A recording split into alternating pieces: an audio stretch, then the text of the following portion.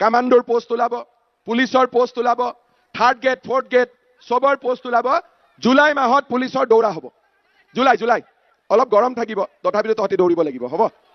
Comrade চুদং পলম্বাই লগতে কাৰ্ডম কি খবৰ? মোৰ খবৰ ভালে আছে, আপোনালোকৰ খবৰ নিশ্চয় জনাব নাপাহৰিব।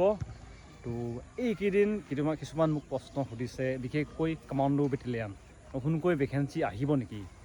তো প্ৰথমে কৈ দিছোঁ যে নতুন ভেকেঞ্চি অহাৰ চান্সটো বহুত কম আছে, কিন্তু ভেকেঞ্চি বাঢ়িব পাৰে। কাৰণ কৈছে আমাৰ অসমৰ বৰ্তমানৰ CM ছাৰ মানে মামাই কৈছে ভেকেঞ্চি বহুত বঢ়াই দিব। লগতে ABUBৰ কাৰণে হয়তো আপোনালোকৰ এই মাহতে মে' মাহতে আপোনালোকৰ হয়তো অফিচিয়েল নটিফিকেশ্যন আহিব পাৰে যেন ভেকেঞ্চি বাঢ়ি গৈছে বুলি। লগতে ইণ্টাৰভিউটো আপোনালোকে হয়তো ভালকৈ গমেই পায়, একদম 100% কনফাৰ্ম বুলি ক'ব পাৰি হ'ব জুলাই মাহত।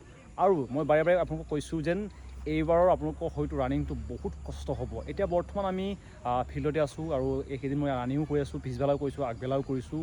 কিন্তু যেতিয়া আগবেলা মই ৰানিং কৰিছোঁ নাই, আগৰ নিচিনাকৈ কমফৰ্টেবলি ৰানিং কৰিব পৰা নাই। বহুত গৰম উঠিছে। আমি 3 কিলোমিটাৰ পাৰ কৰোঁতে লগে লগে এনেকুৱা মানে গাত কিবা গৰম লাগি যায় নাই, একদম মানে অৱস্থা নাইকিয়া কৰিছে। এতিয়াতো হয়তো মে' মাহহে হয়, এতিয়া বৰ্তমান মে' মাহ, এতিয়াও নাই ক'লে 2 মাহ আছে। আৰু আপোনালোকে হয়তো গম পায় যে আমাৰ অসমৰ জুলাই মাহত গৰমটো অৱস্থা কি কৰি দিয়ে। এইকাৰণে এইবাৰ আমাৰ কম্পিটিশ্যনটো প্ৰকৃতিৰ লগত হ'ব। লগতে আহিবলগীয়া ভেকেঞ্চিত বহুখিনি হয়তো নতুন কেণ্ডিডেট দিব। আৰু আমাৰ চিনাকি আগতে যেতিয়া মই দিছিলোঁ ABUB, বহুত ভাল ভাল কেণ্ডিডেটে এইবাৰ চাকৰি পোৱা নাছিলে। তেওঁলোকে পৰীক্ষাত ভাল নম্বৰ নোপোৱাৰ কাৰণে তেওঁলোকে ফাইনেল চিলেকশ্যনত নাম নাহিলেগৈ। এতিয়াও এনেকুৱা কেণ্ডিডেট বহুত আছে। যদি আপোনালোকে শিৱসাগৰৰ কোনোবা কেণ্ডিডেট চাই আছে, তেওঁলোকক কৈছোঁ সাৱধান।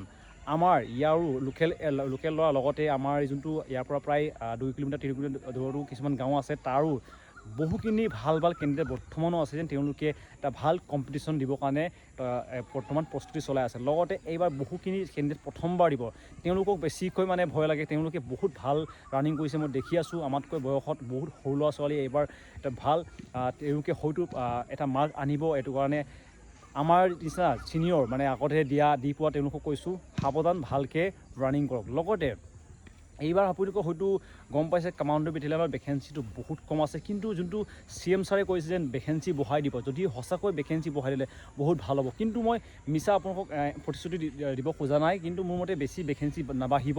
আপোনালোকক মই ডিমটিভেট কৰিবৰ কাৰণে কোৱা নাই, কাৰণ ভেকেঞ্চি বহুত কম বাঢ়িব। নাই ক'লে যদি 1000ও হৈ যায় না, মোৰ ভাল হ'ব। কিন্তু মোৰ মতে ইমান নাবাঢ়িব, কাৰণ মই যিমান দূৰ চিনাকি মোৰ আছে কামাণ্ডো বেটেলিয়ানৰ লগতে অফিচাৰ লেভেলৰো মোৰ চিনাকি কেইজনমান আছে আমাৰ দাদাসকল। তেওঁলোকে কৈছে ইমানখিনি ভেকেঞ্চি বঢ়াটো চান্সটো কম আছে বুলি। কিন্তু ABUB ভেকেঞ্চি বহুত বাঢ়ি যোৱাৰ চান্স আছে, কাৰণ বহুখিনি প্ৰমোশ্যন পাইছে। এইটো কাৰণে ভেকেঞ্চি বৰ্তমান খালী আছে বুলি কৈছে। লগতে আপোনালোকৰ লং জাম্পটো বহুতে মোক সুধি আছিলে, দাদা লং জাম্পটোৰ কাৰণে কি আপোনালোকে প্ৰেক্টিছ কৰিব? লং জাম্পৰ কাৰণে অলৰেডি মই বহুতো ভিডিঅ' দিছোঁ, আপোনালোকে হয়তো চালে ভালকৈ বুজি পাব। লগতে আপোনালোকৰ চিন আপটোৰ কাৰণে আপোনালোকৰ ফ'ৰামটো ভালকৈ প্ৰেক্টিছ কৰক। লগতে খোৱা বোৱাৰ ক্ষেত্ৰতো গুৰুত্ব দিব লাগিব, আৰু পঢ়া শুনাৰ ক্ষেত্ৰতো। অকল ৰানিং কৰিলে নহ'ব, অকল আপোনালোকে পঢ়িলে নহ'ব, দুটা আপোনালোকে বেলেঞ্চ কৰিব লাগিব। দুটা বেলেঞ্চ কৰিলে আপোনালোকৰ চাকৰি পোৱাত সম্ভৱ হ'ব। বৰ্তমান আপোনালোকে মোকো দেখিছেন, মই বহুত দিনৰ পৰা মই লাগি আছোঁ, কিন্তু বৰ্তমানলৈকে পোৱা নাই।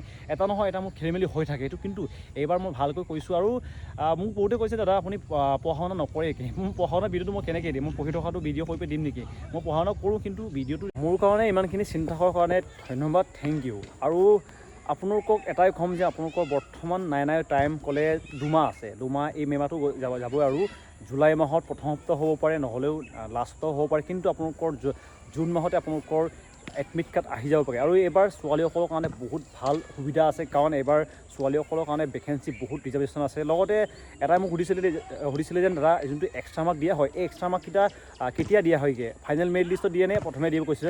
এইটো আপোনালোকক প্ৰথমে নিদিয়ে, এইটো আপোনালোকৰ যোনটো ফাইনেল মেৰিট লিষ্ট বনিবগৈ তাতে আছে, আপোনালোকক দিয়া হ'বগৈ। লগতে ABUBত কোনো নেগেটিভ নাথাকে। ABUB কেইটাত আপোনালোকৰ এটা প্ৰশ্নত আপোনালোকৰ হাফ মাৰ্ক থাকে, 50 মাৰ্কৰ থাকিবগৈ, তাত কোনো নেগেটিভ নাথাকে। কিন্তু SR থাকি যায়, SR যোনটো কামাণ্ডো SR, লগতে আপোনালোকৰ ABUB SR, এইবিলাকত আপোনালোকৰ কিবা থাকে, নেগেটিভ মাৰ্ক থাকে।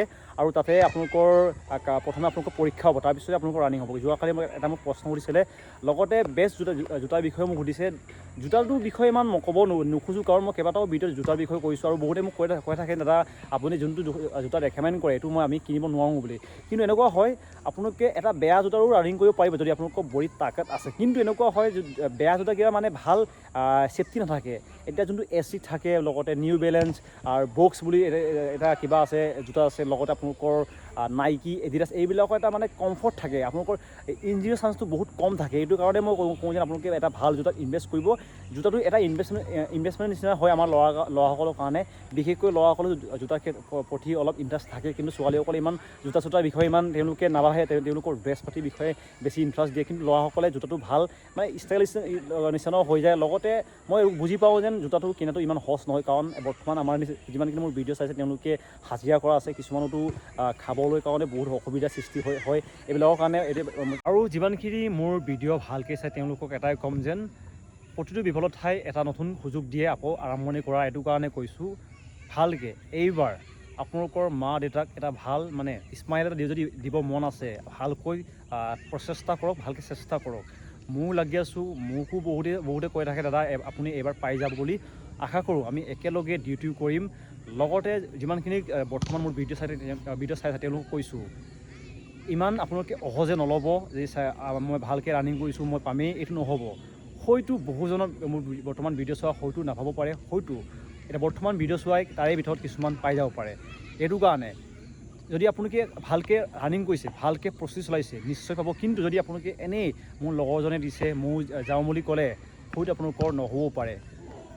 এটাই কওঁ আপোনালোকক যেন চেষ্টাটো লাগিব, কিন্তু চেষ্টাৰ লগতে আপোনালোকৰ স্মাৰ্ট ৱৰ্ক। বহুতে হয়তো বৰ্তমান কষ্ট কৰি আছে, কষ্ট গাদাও কৰে, কিন্তু স্মাৰ্ট ৱৰ্ক বেলেগে কৰে। আপুনি যদি ফিল্ডত 5 ঘণ্টা আছে কিন্তু 5 মিনিটো ভালকৈ প্ৰেক্টিছ কৰা নাই, আপোনালোকৰ হয়তো ৰানিং ইম্প্ৰুভ নহ'ব। মোৰ ৰানিঙৰ বিষয়েও সুধি থাকে, ৰানিং মোৰ বৰ্তমান ভাল হোৱা নাই, এইটো কাৰণে মই ৰানিঙৰ টাইমিং পোৱা নাই।